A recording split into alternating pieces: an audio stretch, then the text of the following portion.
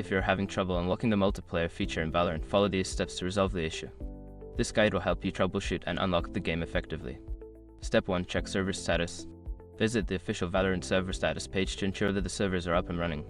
If there are any outages or maintenance, you will need to wait until the servers are back online. Step 2. Update the game. Make sure that your Valorant client is updated to the latest version. Open the Riot Games client, and if an update is available, download and install it.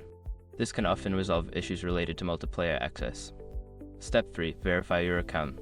Ensure that your Riot Games account is in good standing and that you have completed any necessary account verification steps.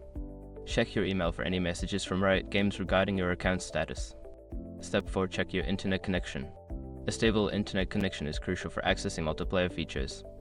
Test your connection by running a speed test and ensuring that your network is not experiencing any interruptions or high latency. Step 5. Reinstall the game. If all else fails, consider uninstalling and then reinstalling Valorant. This can fix any corrupted files that may be preventing you from accessing multiplayer. Make sure to back up any important settings before doing so. By following these steps, you should be able to unlock the multiplayer feature in Valorant.